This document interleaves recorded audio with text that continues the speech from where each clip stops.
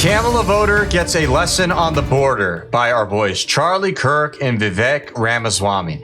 Guys, this is going to be a lot of fun. I know you're going to like it. The border is a very interesting issue, and as you'll see in this exchange that we're about to witness here, there are some people who vote for Kamala despite being upset about some of the issues that she or her predecessor, if that's what you call him, hopefully not a predecessor, but Joe Biden have created.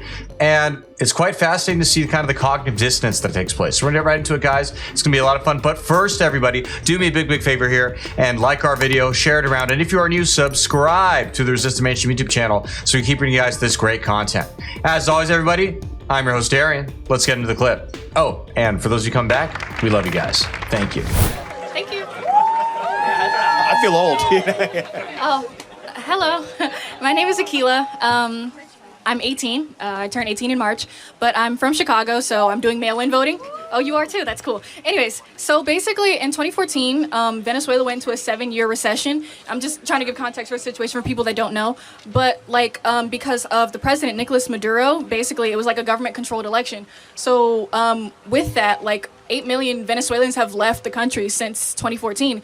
And they have landed themselves in some of the major cities in the U.S., like Chicago, like Denver, like New York. So with that, there has been an increase in crime. Because I'm from Chicago, so I know that there's a problem with homelessness. And in 2023, when the Biden administration extended legal status to the immigrants, if they had a work visa, I'm just wondering what do you think, what further steps do you think America should take in policing the Venezuelan refugee crisis? What can we do to help the Venezuelans in the source? Because also in August of 2017, I know that Trump proposed a military option, and he kind of nodded to the 1989 U.S. invasion of Panama, to where they deposed the leader because he was wanted for drug trafficking. So I'm sorry, I'm trying to make this short, but I also want to preface, I'm voting for Kamala Harris, but I'm not here to make politically charged statements. So yeah, just what do you think, regardless of who's president after the election, what do you think should be done about the crisis? Very simple answer. Deport them. Deport them, send them back to their home country, and be done. And if they are a violent criminal, maybe deport them in let's say a little less than nice than usual kind of way. All right, that involves flying them over and releasing them into their home country in a way that I won't describe. There's my solution. Well, I'm not here to pin, but I would have you reconsider your choice for Kamala Harris if you care about the Venezuelans in these cities. Because you'll have another 20 million people come into these cities. And it's tearing Chicago apart. I mean, yeah, because in 2023 or something like that, about over 300,000 Venezuelan refugees came to the U.S. border. So it'll be 3 million if she's elected, just so you're clear, okay? Sure. So what will Donald Trump do? Very simple. On day one, if you have committed a crime, including a DUI, you're deported back to your country of origin. Period. That if you commit a crime on American soil, we're not going to house you, we're not going to feed you, we're not going to put you in prison. You get back on a flight and you go back there. Number two, if you are part of a gang like Trendale Raga, which is taking over apartment complex in Chicago or Aurora, Colorado, get back on a plane and you go back. Then from there, you have to have a plan of a deportation effort with Immigration Customs Enforcement and Department of Homeland Security. But Vivek can take this. All that is all applicable only if you secure the border, or else you just keep on trying to get the basement to stop flooding without actually trying to plug the leak. So I've been to the south side of Chicago. I've seen exactly what you describe as well. I'm just curious, knowing what you do, because you were pretty well informed in that question. I actually think a lot of this is intentional in countries like Venezuela, and we're giving them foreign aid, by the way. One other thing I would do, and I think Donald Trump's on the same page here, is cut off foreign aid to these countries unless and until they've stopped exporting these illegals to our own country as well.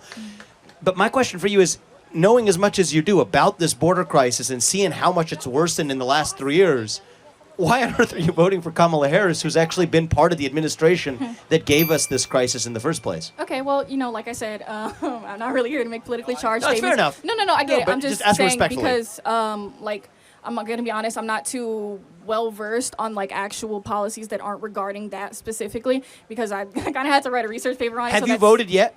No, I'm a mail-in voter. Okay, so can you just, we got time. So all okay. I would say is, you seem somebody who is so well versed in this issue. Okay. Because you're actually far ahead of Republican and Democrat politicians on this issue. Oh yeah, you know way more than U.S. senators on this. Like many U.S. senators. Okay. So just take a look in the same way you have at that issue. Okay. Take a look at energy policy. Right? Is the U.S. better off when we drill more or when we drill less? Okay. when we look at have prices gone up over the last 4 years, we've had the biggest spike in prices that we've had probably in your lifetime, as wages have stayed flat. Under Donald Trump, it was reverse. Just consider that there's a different way. It doesn't have to stay this way. You're 18. How old are you? Yes, fresh. Okay. Fresh. So you're 18. Future MAGA voter? So it's in some ways all you've grown up into, right? Consider the possibility there's a better way. Okay, there's a better alternative. And before you cast that ballot, look at the crisis for the Venezuelans here and of this country for that influx of illegals. That's happening in every other domain, from violent crime to our economy to now what we're happening on the global stage on the brink of World War III. There's still time to consider a different possibility. Don't do what somebody else told you to, not me, not Charlie, not MSNBC, not anybody else. Yes. Just think about it yourself and make an Yes. independent choice. And I have a feeling you might be open to changing your mind. Honestly, I'm gonna be honest. I'm not open to changing my mind. That's just because I've seen like I support immigration. I don't support when criminals are doing bad things in the country, but I also don't support it when you take what this small group did and you try to say that the entire group is doing it. And I do agree that there should. My roommate's over there.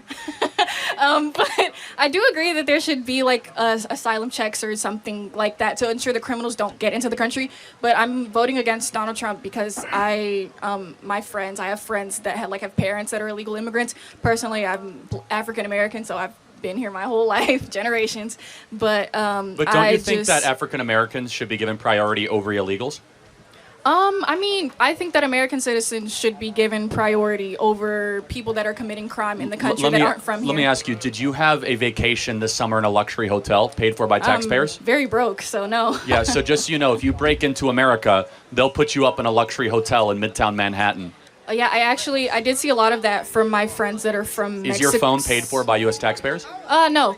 Wait, is it? I don't know. No, it's Sorry, not. I don't know. You're probably paying for it. What I'm You're probably getting, paying for it. what I'm getting at is that Thanks. Black Americans are treated far worse than illegals in this country, and we have violated our social contract to our own citizens. And I just want you to think about that. Okay. Is that if you break into America, you get a flight to the city of your choosing, you get taxpayer-funded luxury hotels, you get a taxpayer-funded phone, taxpayer-funded food stamps, whereas many Americans are struggling to even make ends meet. So thank you so much for coming. Hold on.